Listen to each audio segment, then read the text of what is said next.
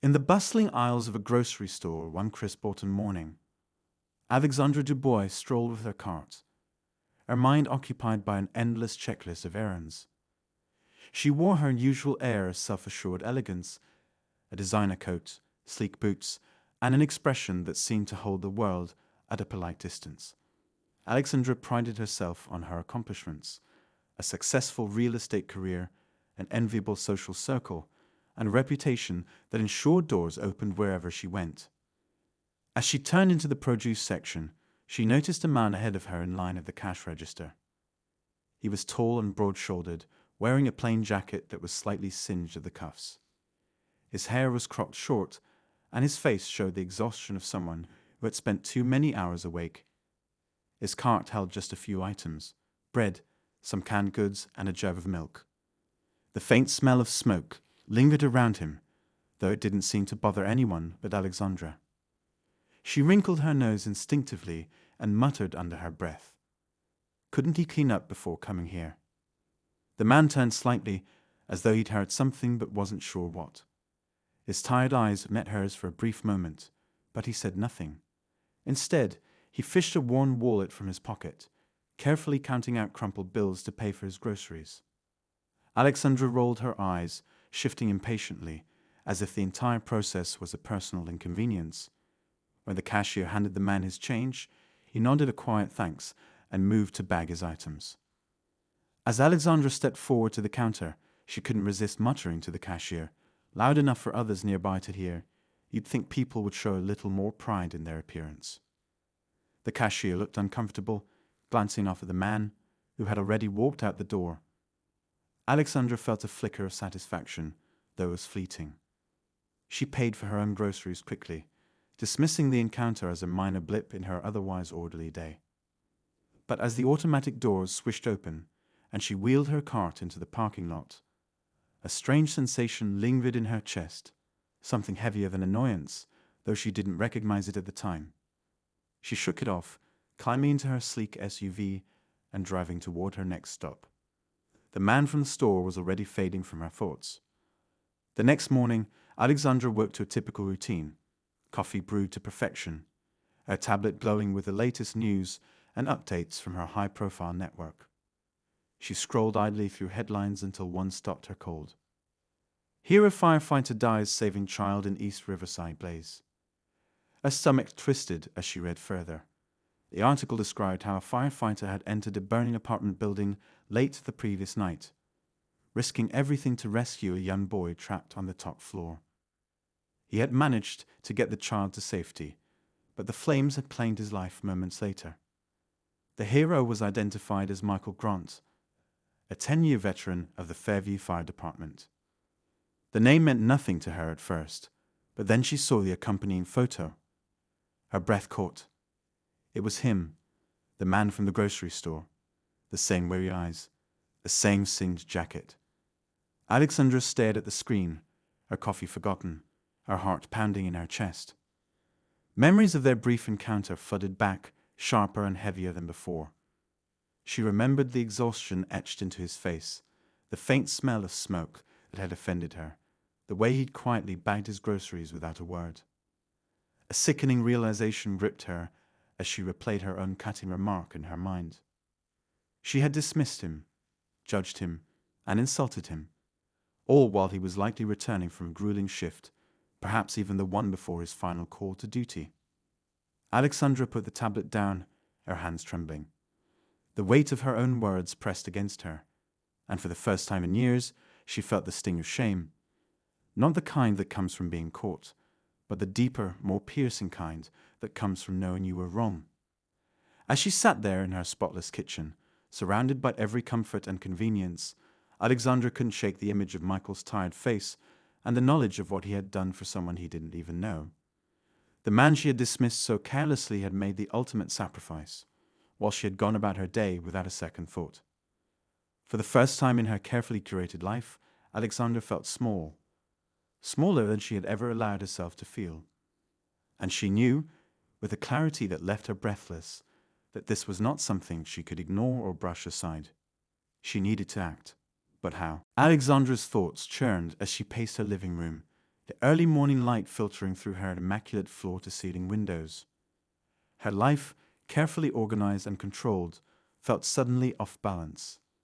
Every time she closed her eyes, the image of Michael's face would reappear, and with it, the crushing weight of regret. How could she have been so dismissive?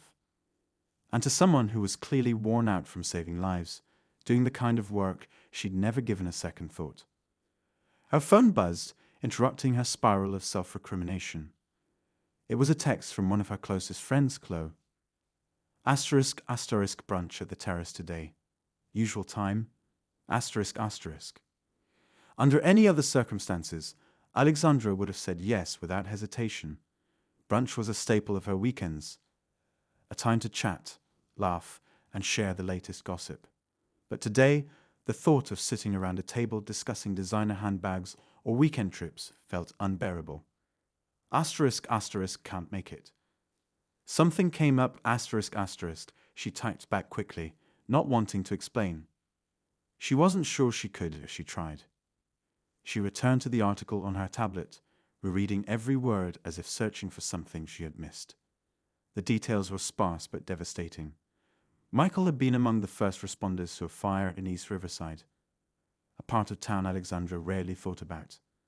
The building was old, overcrowded, and lacked basic safety measures.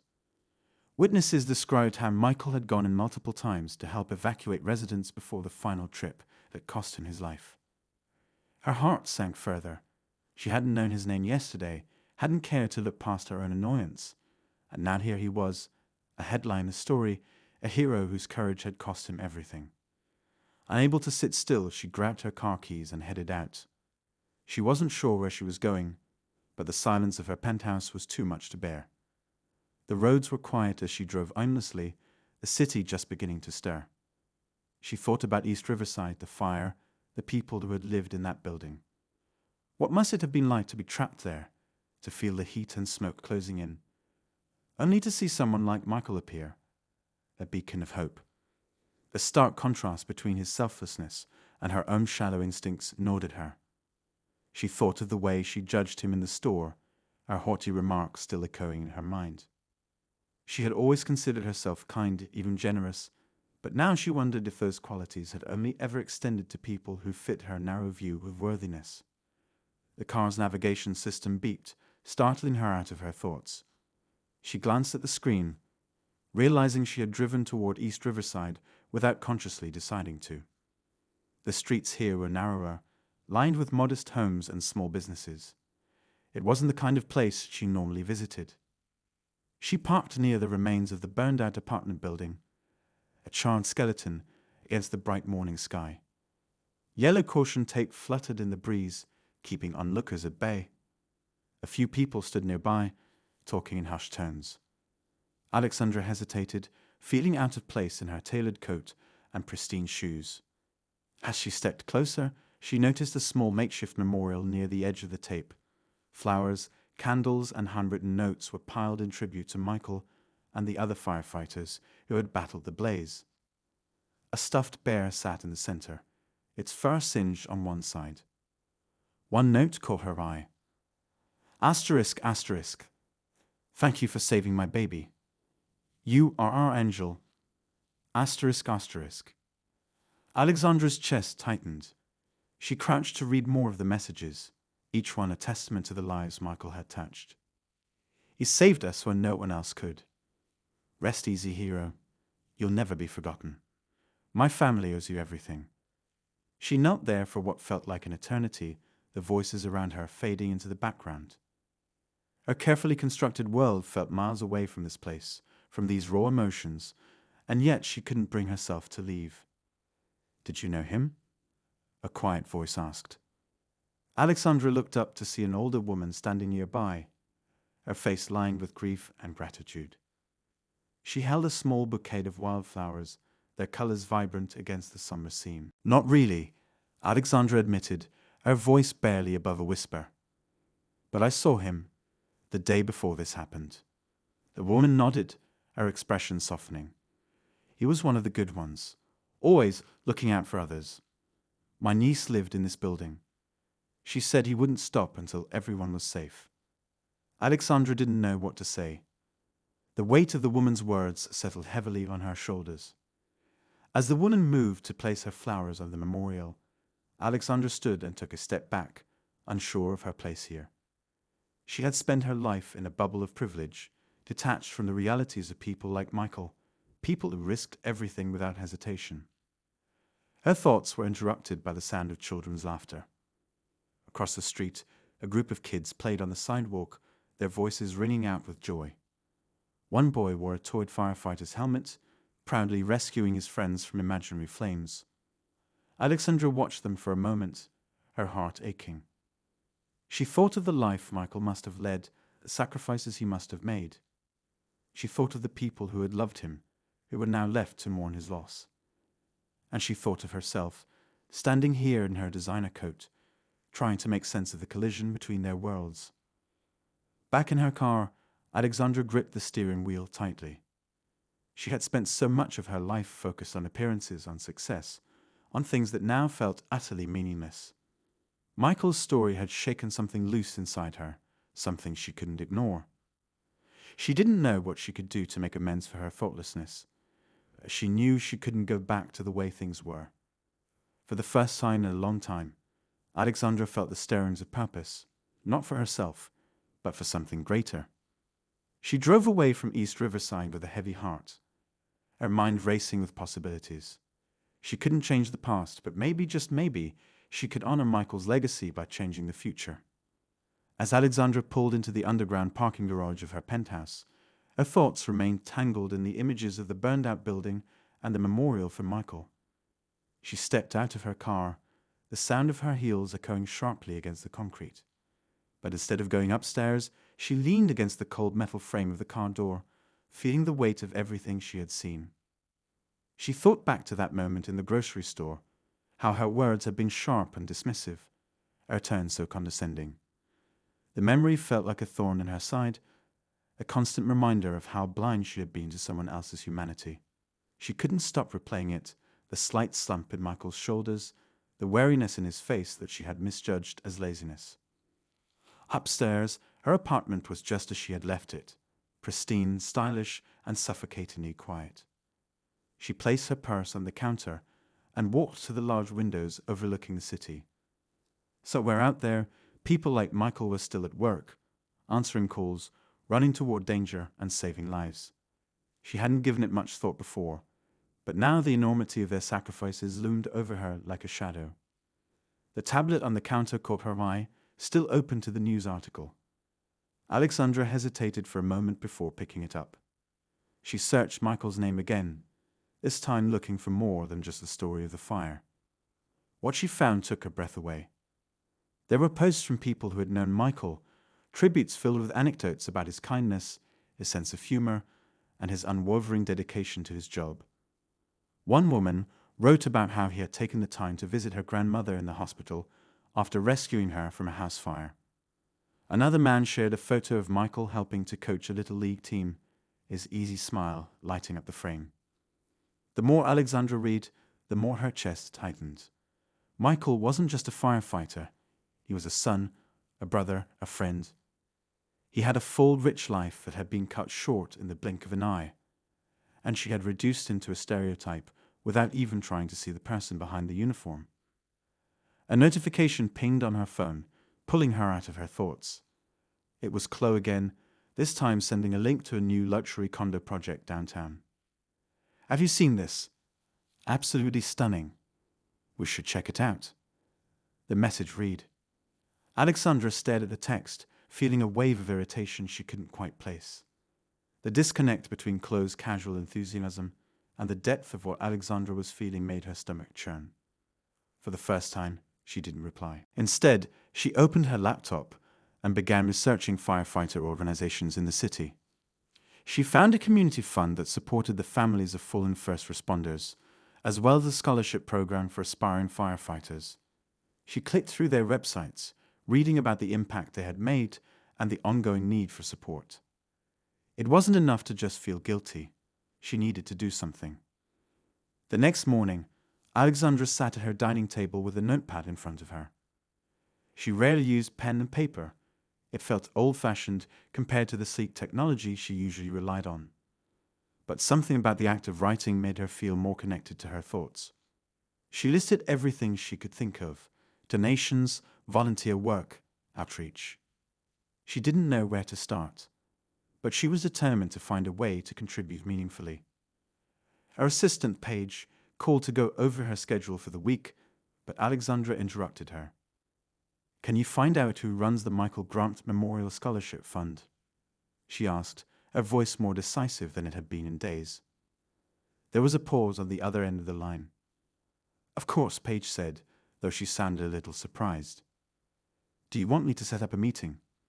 "Yes," Alexandra replied, "and make it as soon as possible." Over the next few days, Alexandra immersed herself in learning more about the fire department and the challenges they faced. She read articles, watched interviews, and even reached out to a retired firefighter who had written a book about his career. The more she learned, the more her perspective shifted. She began to see the invisible threads that connected people like Michael to the larger fabric of the community. Firefighters weren't just responders. They were protectors, educators, and often the last line of defense for people in crisis. But she also learned about the struggles they faced: outdated equipment, underfunded departments, and the physical and emotional toll of the job. It was during one of these late-night research sessions that she came across a video from the memorial service for Michael. In it, his colleagues spoke about his bravery, his dedication, and his humility. One story stood out to Alexandra. A captain named Hernandez talked about how Michael had once stayed up all night fixing a broken fire truck to make sure it was ready for the next shift. He never wanted recognition. Hernandez said in the video, his voice thick with emotion. He just wanted to help. That's who Michael was. Alexandra watched the video twice, her heart breaking all over again. The next day, she met with the head of the scholarship fund, a woman named Teresa who had worked with the fire department for over 2 decades. Teresa was warm and passionate, her eyes lighting up as she spoke about the lives the scholarship had already changed.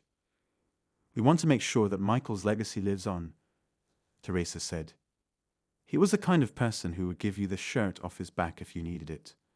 This fund is just one way to honor that." Alexandra listened intently, feeling more inspired with every word. By the end of the meeting, she had committed to making a substantial donation, but she also wanted to do more. "I'd like to help organize a fundraiser," Alexandra said. "Something that brings the community together and raises awareness about the work you're doing." Teresa smiled, clearly pleased by Alexandra's enthusiasm. "That would be incredible," she said. "We've been wanting to do something like that for a while, but we didn't have the resources." As Alexandra walked back to her car, she felt a sense of purpose she hadn't experienced in years. It wasn't just about easing her guilt. It was about making a difference, about using her privilege and influence to support people like Michael who gave so much without expecting anything in return. But deep down, she knew she was still running from the memory of that day in the grocery store, from the harshness of her own words, and the knowledge that she could never take them back. No matter how much good she did now, that moment would always linger, a reminder of the person she never wanted to be again. For now, though, she focused on the task ahead. There was still so much to do, and the road to redemption was only just beginning. As Alexandra threw herself into planning the fundraiser, she couldn't help but feel a gnawing sense of unease beneath her newfound drive. Despite her efforts to focus on making a difference, the memory of her encounter with Michael in the grocery store haunted her relentlessly. Every time she smiled at someone, while discussing the event or shook hands with a potential donor, she heard her own biting words echo in her mind. Late one evening, as she sat at her dining table going over the details of the event, a notification flashed on her phone. It was an article highlighting Michael's life and legacy. She clicked on it instinctively, only to find a photo accompanying the piece. A candid shot of Michael smiling, while holding a rescued kitten at the scene of the fire. His face was full of warmth and light, completely different from the exhausted man she had encountered that day. Her heart sank as she stared at the image. She could feel the weight of her actions more than ever. She had been so wrong, so cruel. And now he was gone, leaving her with no way to make amends. The fundraiser planning progressed swiftly, with Alexandra at the helm. She partnered with local businesses, artists, and even a popular chef who offered to cater the event at a discounted rate. The venue, a spacious community center, began to take shape as the team worked tirelessly to transform it into a space worthy of honoring Michael's legacy. But as the date approached, Alexandra's anxiety grew. No matter how much effort she poured into the fundraiser, she couldn't shake the feeling that it wasn't enough. Her nights were restless, filled with dreams of Michael standing in the grocery aisle, looking at her with silent reproach. On the morning of the event, Alexandra stood in front of the mirror, adjusting the lapel of her blazer. She looked polished and composed, but her stomach churned with nerves. As she arrived at the community center, the sight of the bustling crowd filled her with a mix of relief and trepidation. The event was a resounding success from the start. Families, firefighters, and community members mingled, sharing stories and memories of Michael. A slideshow played on a screen in the background, showing photos of Michael throughout his career. There were tears, laughter, and a palpable sense of unity in the room. When it was time for Alexandra to speak, she stood at the podium, her hands gripping the sides tightly. She had prepared a speech, but as she looked out at the crowd, she knew she couldn't rely on the scripted words. She took a deep breath and began. "I didn't know Michael personally," she said, her voice steady but tinged with emotion. "But in the short time I've learned about his life, it's clear that he was the kind of person who made this world better simply by being in it. He was brave, selfless, and kind in ways that most of us can only hope to be." She paused, scanning the faces in the audience. Some were nodding, others wiping away tears. "But I need to be honest with all of you," she continued, her voice faltering slightly. "Because I made a mistake, a terrible mistake, that I can't take back. I misjudged Michael. I failed to see him for who he truly was, and I let my own ignorance cloud my judgment." The room grew silent, the air heavy with anticipation. Alexandra felt her throat tighten, but she pushed through. "There was a moment," she said, her voice barely above a whisper, "where I could have shown compassion, where I could have treated him with respect. And instead, I chose to let my frustrations speak for me. I will carry the weight of that choice for the rest of my life." Tears blurred her vision as she looked down at the podium. She hadn't intended to say any of this, but now that the words were out, she felt a strange sense of relief. "Michael deserved better," she said finally. "And while I can't undo the past, I'm committed to honoring his memory by supporting the people who continue his work, and by being a better person in my own life." There was a moment of silence before the audience erupted in applause. Alexandra stepped away from the podium, her legs trembling as she made her way back to her seat. As the event continued, several attendees approached her, sharing their own stories of Michael and thanking her for her honesty. But one interaction stood out above the rest. A woman with kind eyes and a calm presence who introduced herself as Michael's sister. "Thank you for what you said up there," she said softly. "Michael would have appreciated your honesty." Alexandra's throat tightened, and she struggled to find the right words. "I'm so sorry," she said finally, "for everything. He didn't deserve any of it." Michael's sister reached out and placed a hand on Alexandra's arm. "None of us are perfect," she said. "What matters is what we do next." Those words stayed with Alexandra long after the event ended. As she drove home that night, the city lights casting a soft glow over the streets, she felt a sense of hope mingled with a lingering ache of regret. She couldn't change the past, but maybe, just maybe, she could find a way to move forward. But even as she clung to that hope, she couldn't escape the feeling that her journey was far from over. There were still questions unanswered, still tensions unresolved. And in the quiet of the night, as she stared out at the city's skyline, she realized that the hardest part was yet to come. The night had settled into a deep stillness as Alexandra sat on the edge of her bed, her mind replaying every detail of the event. The weight of the conversation with Michael's sister lingered heavily in her chest. Her words had been kind, almost forgiving, but they carried an undertone that Alexandra couldn't ignore, a subtle implication that there was more to the story, something she hadn't yet faced. Sleep eluded her, so she found herself scrolling through her phone, revisiting articles and tributes about Michael. She felt compelled to know everything she could about the man whose life had become entwined with hers in such an unexpected way. Each story painted a picture of a man who was not only a hero in his community, but also a beacon of hope for those who knew him. But as she delved deeper, something caught her eye. A brief mention in an older article about an award ceremony where Michael had been recognized for his bravery. The article referenced a woman named Evelyn, described as his closest confidant and a driving force behind his success. There was no mention of Evelyn in any of the recent tributes, and Alexandra's curiosity was piqued. Who was Evelyn, and why had she disappeared from Michael's narrative? Alexandra's fingers hovered over her phone, the urge to dig further battling with her exhaustion. Finally, she decided to search Evelyn's name alongside Michael's. What she uncovered sent a shiver down her spine. Evelyn was not just Michael's confidant, she was his fiancée. The two had been planning their wedding for months before tragedy struck. The realization hit Alexandra like a wave. Evelyn's absence from the recent stories wasn't a coincidence. It was intentional. Alexandra's heart ached at the thought of the grief Evelyn must have been carrying.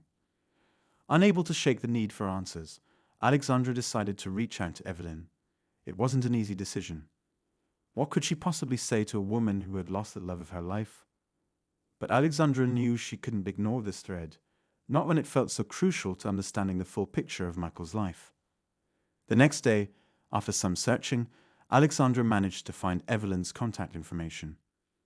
With trembling hands, she sent a carefully worded message, explaining who she was and her connection to the fundraiser. She didn't expect a response, but to her surprise, Evelyn replied within an hour. The two agreed to meet at a small cafe on the outskirts of town. When Alexandra arrived, she immediately spotted Evelyn sitting near the window. She was a striking woman, her posture elegant, but her eyes heavy with a sadness that seemed to permeate the air around her. Evelyn greeted Alexandra with a polite but guarded smile. As they sat down, there was an unspoken tension between them, a mutual understanding that this meeting was about more than just pleasantries. "I wasn't sure if I should come," Evelyn admitted, her voice soft but steady. "But when you mentioned the fundraiser, I felt like I needed to hear what you had to say." Alexandra nodded, her words catching in her throat. I don't know how to express how sorry I am for everything," she began. "Not just for Michael's loss, but for the way I treated him. I've been trying to make amends, but it feels like it's never enough." Evelyn studied her for a moment before responding. "Michael was the kind of person who always believed in second chances," she said. "But making amends isn't just about saying sorry. It's about understanding the impact of your actions and choosing to do better moving forward." As their conversation unfolded, Evelyn shared stories about Michael that Alexandra had never heard before: his love for jazz music, his habit of carrying a small notebook where he jotted down ideas for community projects, his unwavering belief in the goodness of people despite the hardships he faced. But then Evelyn's tone shifted, and her expression darkened. "There's something you should know," she said, her voice dropping to a near whisper. "Michael was working on something before he died, something important. And I can't help but feel like his death wasn't just an accident." Alexandra's heart skipped a beat. "What do you mean?" Evelyn hesitated, as if weighing the risk of sharing what she knew.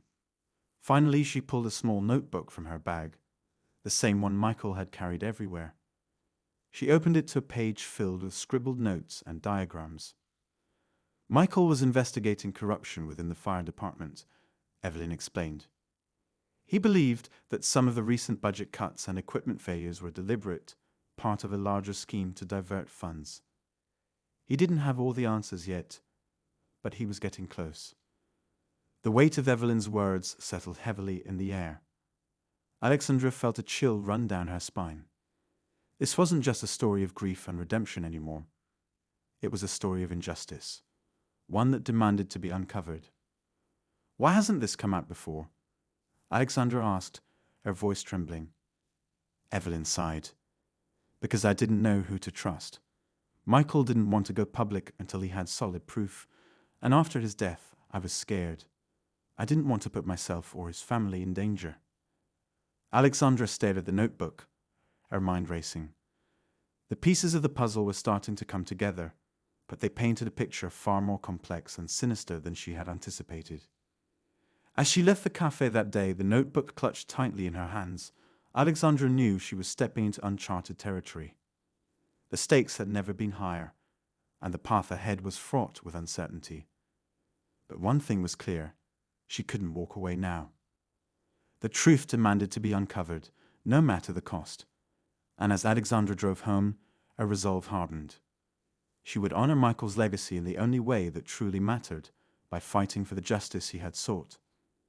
Alexandra spent the next few days poring over Michael's notebook, each page revealing pieces of a puzzle that grew more disturbing with every detail. The notes hinted at embezzlement, illegal contracts, and deliberate negligence, actions that endangered lives to line the pockets of a few corrupt individuals. The fire department, a cornerstone of safety in the community, had been compromised at its core.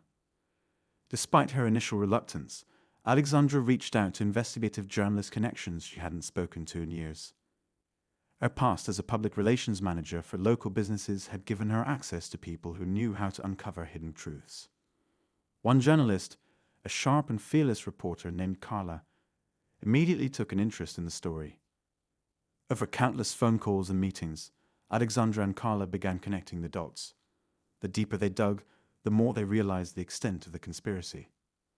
Key officials in the fire department had been redirecting funds meant for safety equipment and training into shell companies, pocketing the profits while firefighters like Michael risked their lives with outdated gear.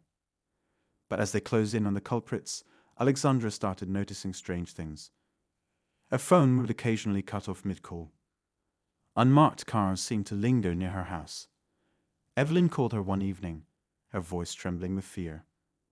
"I think someone's been following me," she whispered. The danger was real, but Alexandra couldn't turn back now. She convinced Evelyn to stay with her for a while, and together they worked with Carla to compile a dossier of evidence that could blow the case wide open. The climax came one stormy evening when Carla called Alexandra with news. "We have them," Carla said, her voice electric with excitement. "A whistleblower inside the department just sent me proof, emails, transaction records, the works. It's enough to bring them down." Alexandra felt a surge of relief, but it was short-lived. Later that night, as she and Evelyn reviewed the evidence together, there was a loud knock at the door. Alexandra's heart raced as she cautiously approached, peering through the peephole. Two men in suits stood outside, their expressions unreadable. She opened the door just a crack. "Can I help you?" "Miss Taylor," one of the men asked. "We're federal agents. We need to speak with you about the evidence you've gathered." Something about their tone felt off, but before Alexandra could respond, Evelyn appeared behind her, holding Michael's notebook. The men's eyes darted to it, and Alexandra felt a jolt of realization. These weren't agents. They were here for the evidence. Thinking quickly, Alexandra stepped aside and let them in, feigning cooperation. As they entered, she discreetly slipped her phone into her pocket, pressing the record button. The men demanded the notebook and any files they had gathered, but Alexandra stalled, asking questions and trying to gauge their intentions. Evelyn, sensing the danger, quietly moved toward the kitchen, where she had left her phone. Within minutes, she had called Carla, who was already working on releasing the story. The tension in the room was suffocating. Alexandra handed over a decoy folder, hoping to buy more time. The men flipped through it, their frustration growing. "This isn't everything," one of them snapped. Before they could press further, sirens wailed in the distance, growing louder by the second. The men exchanged a panicked glance, then bolted out the door, disappearing into the night. The next morning, Alexandra woke to a flood of notifications on her phone. Carla had published a story, complete with the whistleblower's evidence and Michael's notes. The article quickly went viral, drawing national attention to the scandal. Protests erupted outside the fire department's headquarters, and within days, arrests were made. The corrupt officials were brought to justice, and the fire department began the slow process of rebuilding its integrity. Alexandra felt a profound sense of relief, but also a lingering unease. Something about the men who had come to her door didn't sit right. A week later, as she and Evelyn attended a community vigil in Michael's honor, a man approached them. He was older, with a kind but wearied face, and he introduced himself as one of Michael's former colleagues. "I thought you should know," he said quietly. Michael was close to uncovering something even bigger. The corruption wasn't just local, it stretched far beyond our town. He didn't want to stop until he exposed it all. Alexandra felt a chill run down her spine. The victory they had achieved was significant, but it wasn't the end. Michael's mission had only scratched the surface of a much larger conspiracy.